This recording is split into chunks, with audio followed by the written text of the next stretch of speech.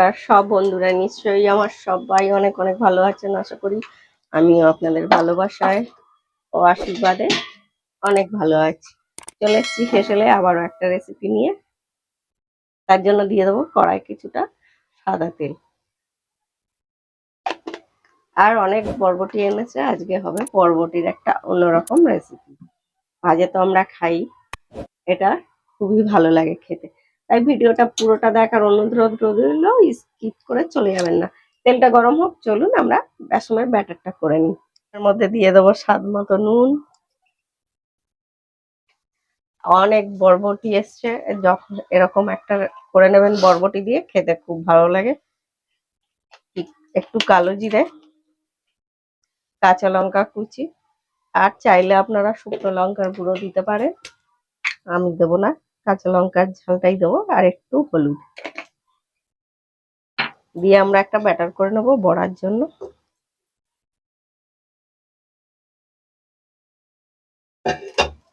হয়ে গেছে আমাদের, দেখুন এরকম গাঢ় একটা ব্যাটার হবে।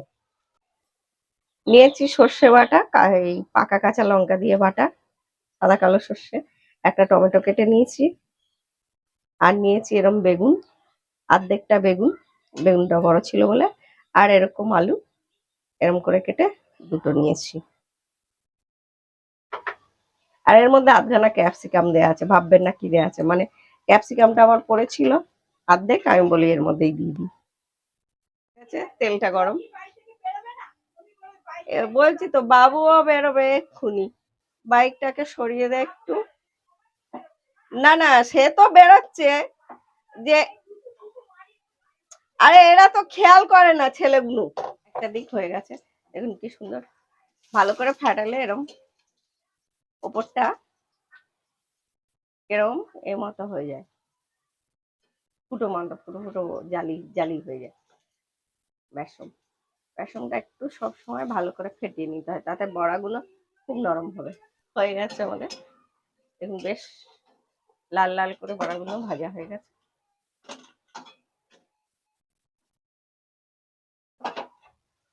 এই তেলটাই দিয়ে দেবো কিছুটা পাঁচফোড়ন। পাঁচফোড়নটা দিয়ে দেবো আলু,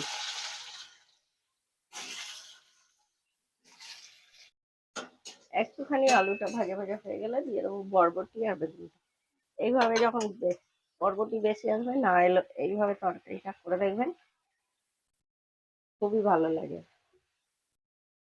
বড়িও দেওয়া যায়, বড়ির থেকে বেসন বড়াটা দিলেই বেশি ভালো লাগে আমার মনে হয়। এটাও একটু আমরা মিনিট 3-4 একটু কড়াই নেড়ে নেবো। A few minutes later. কারণ টমেটোটাও তাতে গলে যাবে। জানে না আমি এরকম টমেটো মশলার মধ্যে দিয়ে তাই মশলা যেহেতু কষান নেই, তাই এর মধ্যে দিয়ে দেবো স্বাদ অনুযায়ী নুন,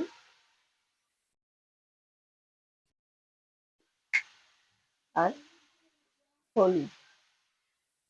এটাই তো একদম কাশ্মীরি লঙ্কা দেবো না, কারণ সর্ষেটা বেটেছি আমি পাকা কাঁচা লঙ্কা দিয়ে, সর্ষেটা জলে দিয়ে নেবো। যারা ভিডিওগুলো আমার দেখেন তারা জানেন আমি সর্ষে এইভাবেই দিই।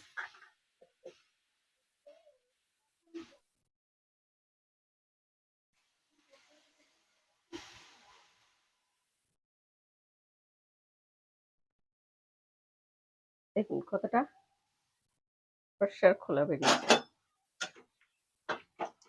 এটা কিন্তু একদম শুকনো শুকনো হবে, ঝোল থাকবে না।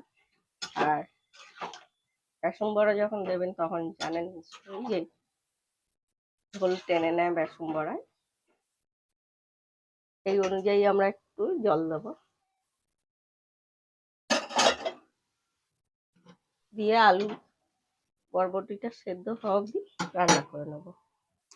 একটা ঢাকা দিয়ে দেবো, গ্যাসটা মিডিয়াম করে দেবো। A little longer than a few minutes later. চলে এলাম, আলুটা বেশ সেদ্ধ হয়ে এসছে।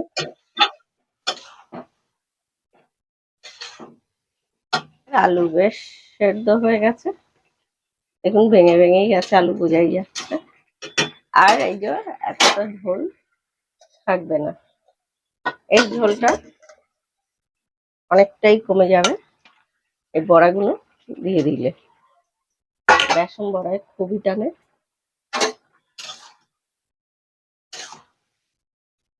আমরা মিশিয়ে বেশিক্ষণ না, বড়া দিয়ে বেশিক্ষণ একদম আমরা রান্না করবো না, মিনিট খানেক ফুটিয়ে নেবো ঢাকা দিয়ে, তবেই হয়ে যাবে আমাদের বরবটি বেসনের তরকারি। A few minutes later.